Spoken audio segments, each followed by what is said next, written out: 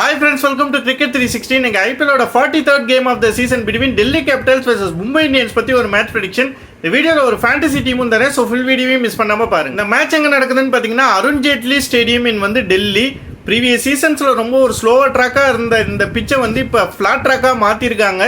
இந்த சீசனில் இங்கே 2 கேம் நடந்திருக்கு, ரெண்டுமே பார்த்தீங்கன்னா 200+ ஸ்கோர் தான். அதுவும் சேஸ் பண்ணுற டீமும் ஆல்மோஸ்ட் கிட்டத்தட்ட நெருங்கி வர அளவுக்கான வந்து ஒரு ட்ராக்காக தான் வந்து இது இருக்குது. ஸோ எகைன் ஒரு 200+ பிச் தான் வந்து நம்ம இங்கே எதிர்பார்க்கலாம்.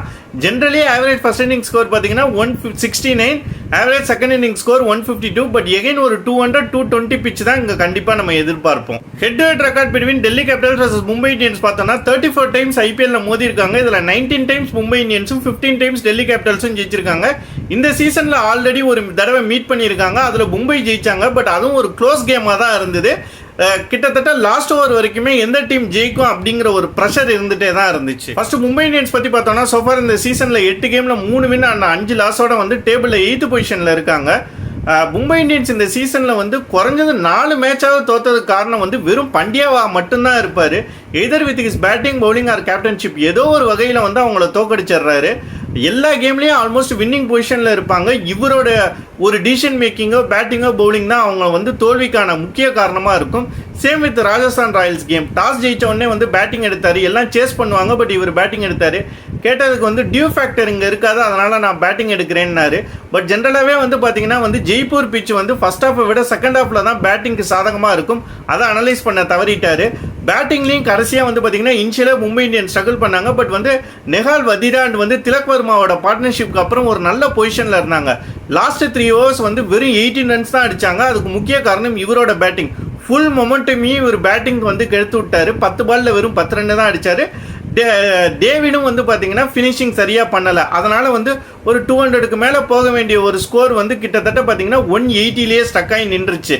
ஸோ இந்த மாதிரி பல விஷயங்கள் வந்து தவறுதலாக செய்கிறாங்க வந்து மும்பை இந்தியன்ஸ். அதுக்கு முக்கிய காரணம் இவரோட கேப்டன்ஷிப், பேட்டிங், பவுலிங் தான். எல்லா கேம்லேயுமே பார்த்தீங்கன்னா வந்து இவரோட பவுலிங் ரொட்டேஷன் ரொம்ப தவறாக இருக்குது. Same with Rajasthan Royals. ஒரு குரூஷியலான ஓவர்லாம் வந்து முக்கியமான பவுலர் போடுறதுக்கு பதிலாக இவரே வந்து பவுலிங் பண்ணுறாரு. ஆல்ரெடி இவருக்கு எகெயின்ஸ்டாக வந்து நிறைய ஃபேன்ஸ் இருக்காங்க, கிரவுண்ட்லேயும் பூ பண்ணுறாங்க. பட் ஏதாவது ஒரு மேட்ச் நல்லா பர்ஃபார்ம் பண்ணி அதை மாற்றுவார்னு பார்த்தா தொடர்ந்து அதை விட ரொம்ப மோசமாக தான் பர்ஃபார்ம் பண்ணிக்கிட்டு வராரு.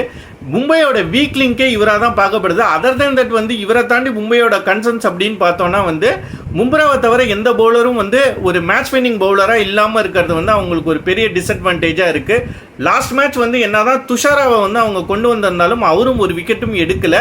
கோட்ஸி விக்கெட் எடுத்தாலும் எக்ஸ்பென்சிவாக போடுறாரு. பேட்டிங்கை பொறுத்த வரைக்கும் வந்து இப்போ இஷான் கிஷனும் ரோஹித்தும் வந்து லாஸ்ட் ஒரு 2 கேம் சரியாக விளையாடலைங்க போகும்போது வந்து தடுமாறுறாங்க.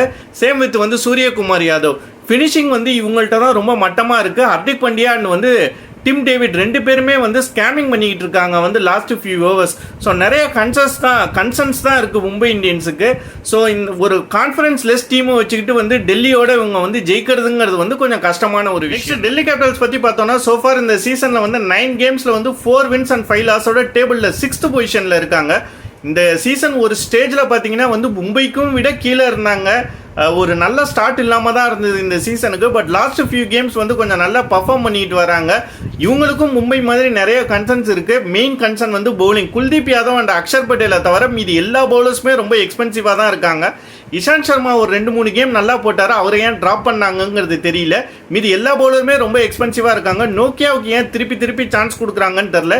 டெத் ஓவர்ஸில் அவர் வந்தாவே வந்து மினிமம் 15 ரன்ஸ் per ஓவர் போகிற அளவுக்கு வந்து பேட்ஸ்மேன்ஸ் அவரை ரொம்ப ஈஸியாகவே வந்து அட்டாக் பண்ணுறாங்க. ஸோ இவங்களுக்கும் பவுலிங் வந்து ஒரு பெரிய கன்சர்னாக இருக்குது. பேட்டிங்கை பொறுத்த வரைக்கும் கொஞ்சம் இன்கன்சிஸ்டண்ட்டாக இருந்தாலும் ஏதாவது ஒரு மேட்ச் ஒரு 2 பேட்ஸ்மேன்ஸ் வந்து பர்ஃபார்ம் பண்ணிடுறாங்க. ஃப்ராசர் லாஸ்ட் கேம் கொஞ்சம் பெருசாக ஸ்கோர் பண்ணல, same with Prithvi Shaw. But Pant, Axar Patel and வந்து கிறிஸ்டியன் ஸ்டபஸ் வந்து ரொம்ப நல்லா விளையாண்டாங்க. ஏன்னா தான் இன்கன்சிஸ்டண்ட்டான பேட்டிங் யூனிட்டாக இருந்தாலும் ஹோம் அட்வான்டேஜ் இவங்களுக்கு இருக்குது. பவுலிங்கில் இன்னும் கொஞ்சம் எஃபர்ட் போட்டால் நிச்சயம் வந்து ஒரு கான்ஃபிடன்ஸ்லெஸ் மும்பை இந்தியன்ஸ் டீமை வந்து இவங்க ஜெயிக்கிறதுக்கு நிறைய வாய்ப்புகள் இருக்குது. ஸோ ஐ ப்ரிடிக்ட் வந்து டெல்லி கேபிட்டல்ஸ் வின். இப்போ ஃபேண்டசி டீம் அண்ட் டிப்ஸ் பற்றி பார்ப்போம். ஃபேண்டசி டீம் பார்த்தீங்கன்னா இதுதான் என்னோட ஃபேண்டசி டீம். விக்கெட் கீப்பர்ஸாக நான் வந்து 2 பேரை சூஸ் பண்ணியிருக்கேன், ரிஷப் பண்ட் அண்ட் இஷான் கிஷன். ரிஷப் பண்ட் ரொம்ப நல்ல ஃபார்மில் இருக்கார். லாஸ்ட் கேம் வந்து ரொம்ப சூப்பராக விளையாண்டாரு. இதே ஃபார்மை மெயின்டைன் பண்ணுறதுக்கு நிறைய வாய்ப்புகள் இருக்குது. பிகாஸ் T20 வேர்ல்ட் கப் செலெக்ஷனுக்கும் வந்து அவர் வந்து ஒன் ஆஃப் த கண்டெண்டர்ஸாக இருக்கிறதுனால வந்து தன்னை இன்னும் ப்ரூவ் பண்ணிக்கிறதுக்காக நல்லா விளையாடுவார். ஸோ அவர் ஒரு நல்ல வயசான ஆப்ஷனாக இருப்பார். இஷான் கிஷன் வந்து லாஸ்ட் ஃபியூ கேம் சரியாக விளையாடலைனாலும் இந்த கிரவுண்டோட டைமென்ஷன்ஸ் பார்த்தீங்கன்னா கொஞ்சம் சின்ன கிரவுண்டு தான், ஃப்ளாட் சர்ஃபேஸு பார்த்தீங்கன்னா வந்து 2-3 கேமுமே வந்து இங்கே கொஞ்சம் ஹை ஸ்கோரிங் கேம்ஸாக தான் இருந்திருக்கு. ஸோ இஷான் கிஷன் இங்கே நல்லா விளையாடுறதுக்கு வந்து நிறைய பாசிபிலிட்டிஸ் இருக்குது. பேட்ஸ்மேன்ஸ் பார்த்தீங்கன்னா நான் கிட்டத்தட்ட 5 பேட்ஸ்மேன்ஸ் எடுத்திருக்கேன். இது ஒரு ஃப்ளாட் சர்ஃபேஸ் அப்படிங்கிறதுனால இவ்வளோ பேட்ஸ்மேன்ஸ் எடுத்திருக்கேன். மும்பை இந்தியன்ஸ்லேருந்து பார்த்தீங்கன்னா நான் வந்து 3 பேட்ஸ்மேன்ஸ் எடுத்திருக்கேன்.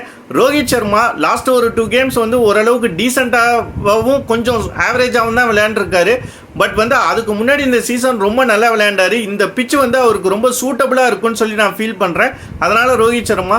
சூரியகுமார் யாதவோட இந்த சீசன் பேட்டர்ன் பார்த்தீங்கன்னா ஒரு கேம் நல்லா விளையாண்டா அடுத்த கேம் கொஞ்சம் சுமாராக தான் விளையாடுவார். லாஸ்ட் கேம் அவர் கொஞ்சம் சுமாராக விளையாண்டதுனால இந்த கேம் அவர் நல்லா விளையாடுறதுக்கு நிறைய வாய்ப்புகள் இருக்குது. திலக் வர்மா வந்து பார்த்தீங்கன்னா ஸ்லோவாக இல்லை, கொஞ்சம் வந்து தெரியாத அளவுக்கு ரொம்ப கன்சிஸ்டண்ட்டாக இருந்திருக்காரு. அவரை பற்றி பெருசாக நம்ம பார்க்கறது கிடையாது. பட் இந்த சீசன் த்ரூ அவுட் வந்து ஒரு கன்சிஸ்டன்சி காட்டியிருக்காரு. ஸோ அவர் எடுக்கிறது நல்லது. இல்லை திலக் வர்மா வேண்டாம் அப்படின்னு நீங்கள் நினச்சிங்கன்னா அவருக்கு பதிலாக ஹர்திக் பாண்டியா கூட நீங்கள் எடுத்துக்கலாம்.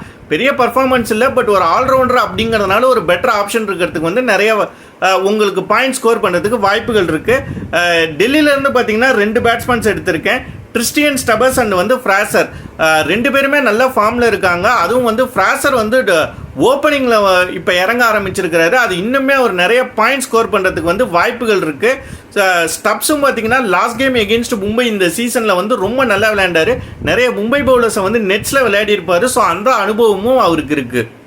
நெக்ஸ்ட் ஆல்ரவுண்டர்ஸ் பார்த்தீங்கன்னா நான் ஒரே ஒரு ஆல்ரவுண்டரை தான் செலக்ட் பண்ணியிருக்கேன், ஹர்ஷல் பட்டேல். நிச்சயம் ஒரு ஆல்ரவுண்டர் எடுத்து தான் ஆகணும். பட் ஹர்ஷல் பட்டேல் வந்து ஓரளவுக்கு நல்ல ஃபார்மில் தான் இருக்கார். பவுலிங்கில் லாஸ்ட் கேம் பேட்டிங்லேயும் ஃபார்முக்கு வந்துட்டார். ஹர்திக் பாண்டியாவோட கம்பேர் பண்ண போகும்போது நிச்சயம் நல்ல ஃபார்மில் இருக்கார்.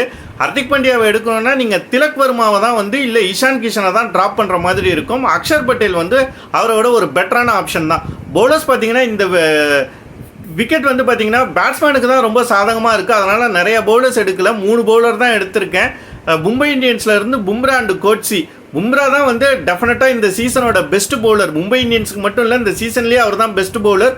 ஸோ அவரை டெஃபினட்டாக நம்ம எடுத்து தான் ஆகணும். இஸ் அன் ஆட்டோமேட்டிக் பிக்கு. நெக்ஸ்ட்டு குல்தீப் யாதவ், டெல்லி கேபிட்டல்ஸோட பெஸ்ட் பவுலரும் அவர் தான். இந்த ஃப்ளாட் சர்ஃபேஸில் கூட வந்து ஒரு பெரிய டிஃப்ரென்ஸ் அவர் உண்டு பண்ணியிருக்காரு லாஸ்ட் 2 கேம்ஸில். ஸோ நிச்சயம் அவரையும் நம்ம எடுத்து தான் ஆகணும். 3வது பவுலர் பார்த்தீங்கன்னா கோட்ஸி. கொஞ்சம் ரன்ஸ் நிறைய கொடுத்தாலும் விக்கெட் எடுக்கிறாரு. Compared to other bowlers in both the teams வந்து விக்கெட் டேக்கிங் ஆப்ஷனாக இவரை நான் பார்க்குறேன். அதனால் அவரும் ஒரு நல்ல option. Captain and vice captain choices பார்த்தீங்கன்னா நான் கேப்டனாக ரோஹித் சர்மாவை சூஸ் பண்ணியிருக்கேன். இந்த பிச் அவருக்கு ரொம்ப சூட்டபிளாக இருக்கும்னு ஃபீல் பண்ணுறேன். இந்த சீசனில் வந்து மும்பைக்கு அதிகமாக பாயிண்ட் ஸ்கோர் பண்ண பேட்ஸ்மேன் அவர் தான். ஸோ அந்த ஃபார்மை மெயின்டைன் பண்ணுவாருன்னு சொல்லி நம்புகிறேன். வைஸ் கேப்டன் பார்த்தீங்கன்னா ஃப்ராசர். அவர் விளையாண்ட எல்லா கேம்லேயுமே ஒரு நல்ல இன்டென்ட் இருக்குது. ஒரு மேட்ச் வந்து பெரிய ஸ்கோரும் அடிச்சிருந்தாரு. ஸோ இந்த கேமும் அதே ஃபார்மை மெயின்டைன் பண்ணுறதுக்கு வாய்ப்பு இருக்குது. எப்போதுமே ஓப்பனர்ஸ் வந்து பார்த்தீங்கன்னா வந்து ஃப்ளாட் சர்ஃபேஸில் வந்து ரொம்ப அதிக பாயிண்ட்ஸ் எடுக்கிறதுக்கான பாசிபிலிட்டிஸ் அதிகம். அதனால தான் இவங்க 2 பேரையும் கேப்டன் வைஸ் கேப்டனாக சூஸ் பண்ணியிருக்கேன். இவங்க 2 பேரை தாண்டி வர நல்ல கேப்டன் வைஸ் கேப்டன் சாய்ஸ் பார்த்தீங்கன்னா ரிஷப் பண்ட் ஒரு நல்ல captain vice captain choice. Last game ரொம்ப நல்லா விளையாண்டாரு. சூரியகுமார் யாதவ் ஒரு நல்ல கேப்டன் வைஸ் கேப்டன் சாய்ஸ். நான் ஏற்கனவே சொன்ன மாதிரி வந்து இந்த சீசனில் அவரோட பேட்டர்ன் பார்த்தீங்கன்னா ஒரு கேம் ரொம்ப நல்லா விளையாடுவார், அடுத்த கேம் வந்து 0 இல்லைன்னா கொஞ்சம் சுமாராக தான் விளையாடுவார். லாஸ்ட் கேம் சரியாக விளையாடல. இந்த பிச் அவருக்கு இன்னுமே சூட்டபுளாக இருக்கும். ஸோ அதனால் சூரியகுமார் யாதவ். அக்ஷர் பட்டேலும் ஒரு நல்ல கேப்டன் வைஸ் கேப்டன் ஆப்ஷன் தான். பட் ஆனால் வந்து மும்பை இந்தியன்ஸில் பார்த்தீங்கன்னா மிடில் ஓவர்ஸில் வந்து 2 லெஃப்ட் ஹேண்டர்ஸ் இருக்காங்க. வெதீராவும் இந்த கேமில் விளையாடுவாருன்னு நினைக்கிறேன். ஸோ அவங்களுக்கு எகென்ஸ்டாக அவர் பவுலிங் போடுறது வந்து ரொம்ப கஷ்டம். ஸோ ஒரு பேட்டராக மட்டும்தான் அவரை கன்சிடர் பண்ண முடியும். ஸோ அது ஸ்லைட்லி ரிஸ்கேட் ஆப்ஷன் தான். அவங்கள தாண்டி வேறு நல்ல captain and vice captain choice பார்த்தீங்கன்னா வந்து பும்ரா வந்து லாஸ்ட் கேம் எகென்ஸ்ட் டெல்லி வந்து ரொம்ப நல்லா போட்டார். ஸோ அவரையும் நீங்கள் ஒரு ஆப்ஷனாக கன்சிடர் பண்ணலாம். இந்த வீடியோவில் நான் பேசின விஷயங்கள் கண்டிப்பாக உங்களுக்கு யூஸ்ஃபுல்லாக இருக்கும்னு நம்புறேன். அப்படி இருக்கிற பட்சத்தில் மறக்காமல் இந்த வீடியோவை லைக் பண்ணுங்கள், ஷேர் பண்ணுங்கள், கமெண்ட் பண்ணுங்கள், நம்ம சேனலை சப்ஸ்கிரைப் பண்ணுங்கள். தேங்க்ஸ் ஃபார் வாட்சிங்.